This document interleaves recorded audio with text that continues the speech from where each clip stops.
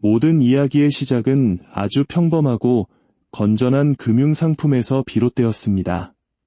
바로 모기지, 모어기지, 즉 주택담보대출입니다. 내 집 마련의 꿈을 가진 사람이 은행에 집을 담보로 맡기고 돈을 빌리는 우리에게도 아주 익숙한 방식이죠. 대출자는 꿈에 그리던 집을 얻고 은행은 이자를 받아 수익을 냅니다. 만약 돈을 갚지 못하면 은행은 담보로 잡은 집을 처분의 손실을 막을 수 있습니다. 수십 년간 미국 사회에서 모기지는 빚을 갚지 않는 사람은 없다는 믿음 아래 가장 안전한 자산 중 하나로 여겨졌습니다. 하지만 은행 입장에서 모기지는 큰 매력이 없었습니다. 안전한 만큼 수익률이 낮고 30년이라는 긴 시간 동안 돈이 묶여있기 때문이죠. 그런데 1970년대 말 월가의 투자은행 살로몬 브라더스에서 한 천재적인 아이디어가 나옵니다. 바로 이 수만 개의 모기지 채권을 하나로 묶어 증권 형태로 만들어 팔아버리는 것이었죠.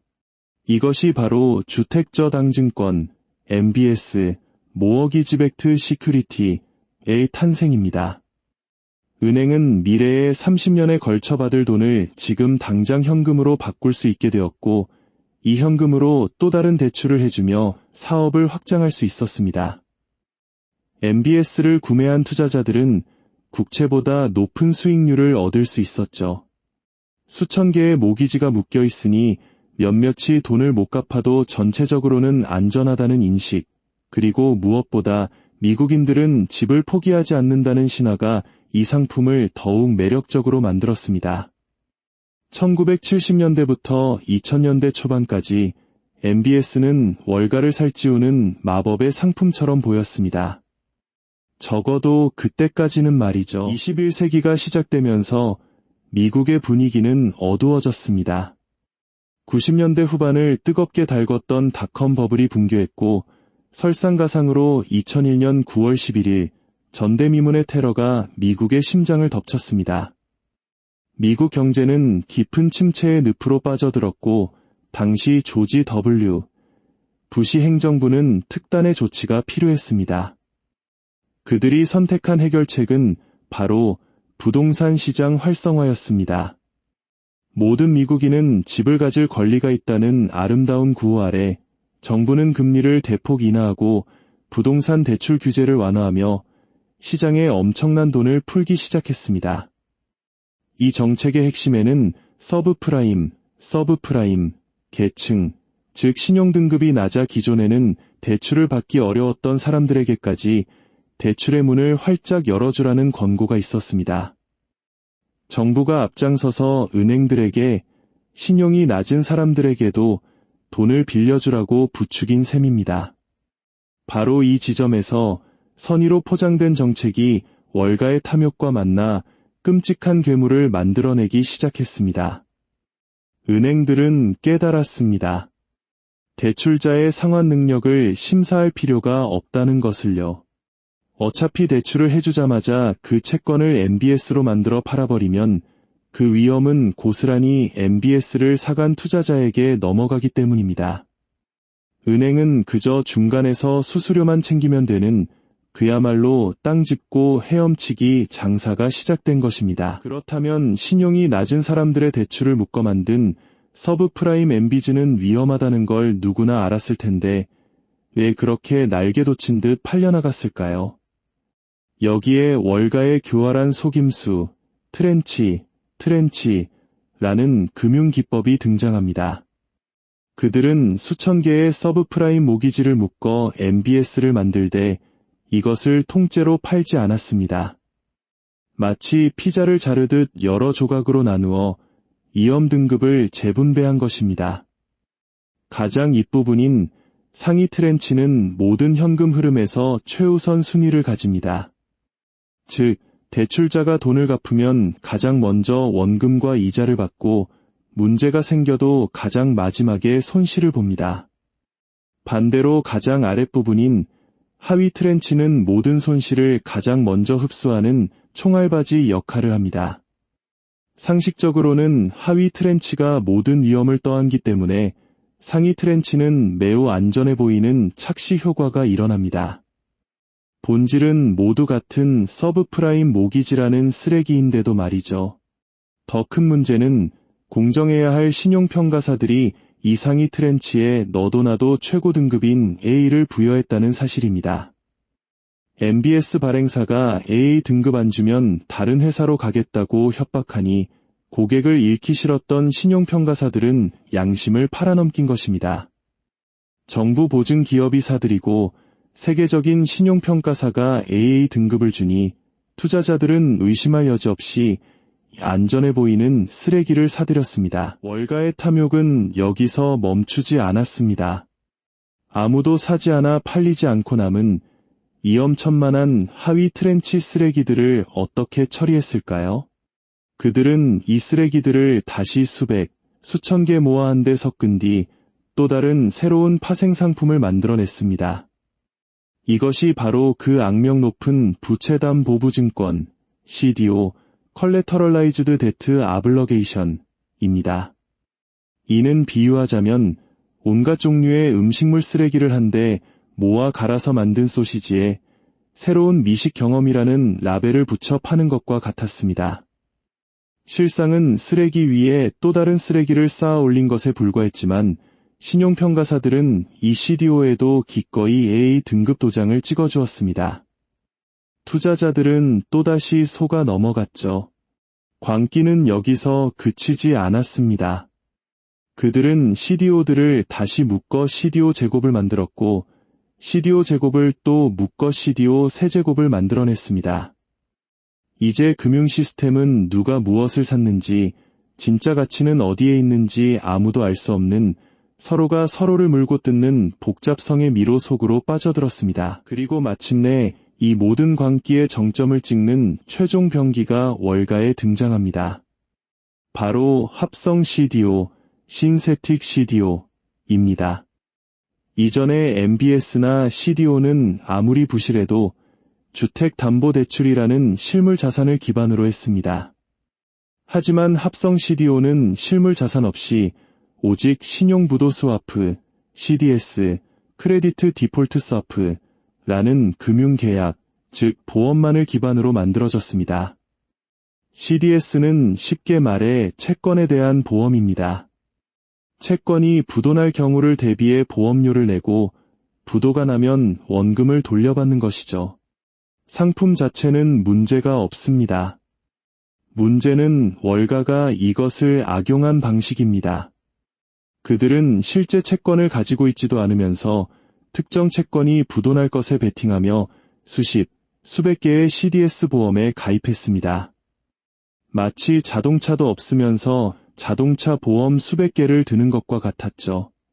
왜 그랬을까요?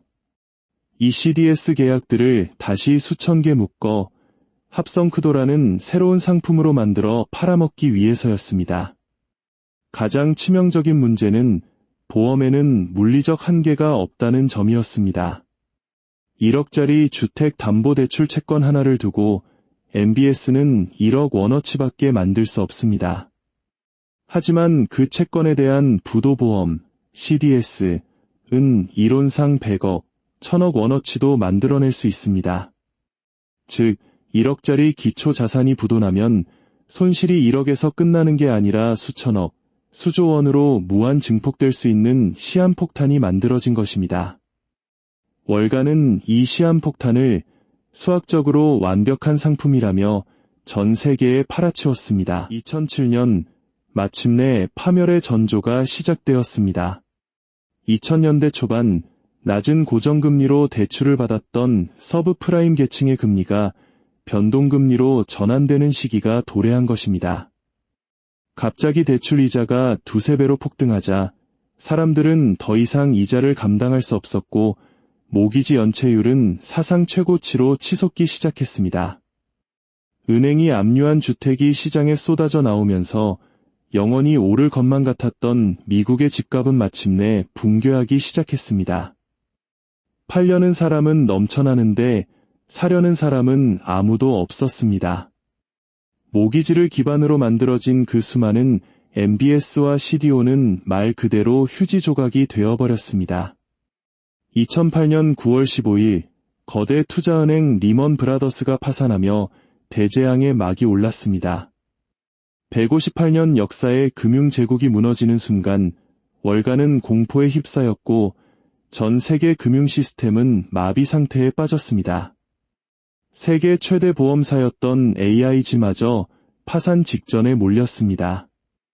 그들이 팔아치운 천문학적인 규모의 CDS 보험금을 지급할 수 없게 된 것입니다.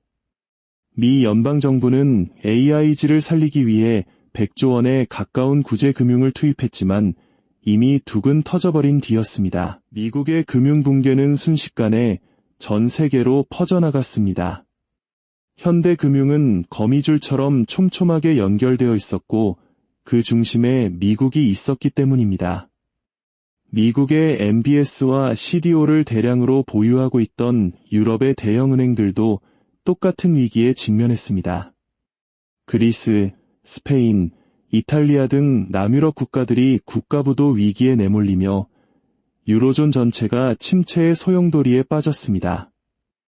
수출 중심 경제 구조를 가진 아시아 국가들 역시 글로벌 수요 감소의 직격탄을 맞았습니다. 한국, 중국, 일본의 대미, 대유럽 수출량은 급감했고 경제 성장률은 곤두박질 쳤습니다. 월가의 한없는 탐욕이 만들어낸 재앙이 국경을 넘어 전 세계 서민들의 삶을 위협하기 시작한 것입니다. 이는 우리에게 중요한 교훈을 줍니다. 세계화 시대의 한 나라의 금융 시스템 붕괴는 결코 그 나라만의 문제로 끝나지 않는다는 사실을 말입니다. 대침체는 명백한 인재였습니다. 이 사태로 미국 내에서만 1000만 명에 가까운 사람이 일자리를 잃었고 최소 600만 명이 집을 잃고 거리로 나앉았습니다. 가장 비극적인 사실은 가장 큰 피해를 입은 사람들이 파생상품이 무엇인지조차 몰랐던 평범한 서민들이었다는 점입니다. 그들은 그저 내 집 마련의 꿈을 안고 성실하게 대출금을 갚아나가던 사람들이었습니다. 하지만 경기 침체로 직장을 잃고 폭등한 이자를 감당하지 못해 결국 평생의 보금자리를 압류당했습니다. 더욱 기가 막힌 것은 집값 폭락으로 집을 넘기고도 빚을 다 갚지 못해 빚쟁이 신세로 전락했다는 사실입니다. 일자리도 집도 없이 빚더미에 올라앉게 된 것입니다. 이 과정에서 미국의 중산층은 붕괴했고 빈부격차는 돌이킬 수 없을 정도로 벌어졌습니다. 그런데 이 모든 비극 속에서 사태를 유발한 월가의 금융인들은 무엇을 하고 있었을까요? 그들은 국민의 혈세로 조성된 구제금융을 받아 살아남은 뒤 수천억 원의 성과급 파티를 벌였습니다. 심지어 그들은 사태가 터지기 직전 자신들이 보유한 MBS와 CDO가 곧 휴지 조각이 될 것을 알면서도 매우 안전한 상품이라고 포장해 일반 시민들에게 떠넘기려 했습니다. 이것이 바로 월가의 추악한 민낯입니다. 대침체는 정부의 정책 실패와 월가의 탐욕이 빚어낸 거대한 비극입니다. 그리고 그 거대한 폭발을 온몸으로 감당해야 했던 것은 그저 하루하루를 성실하게 살아가던 보통 사람들이었습니다. 이 이야기는 과거의 사건으로만 끝나지 않습니다. 지금 이 순간에도 형태를 바꾼 탐욕은 우리 사회 곳곳에서 새로운 위기를 잉태하고 있을지 모릅니다.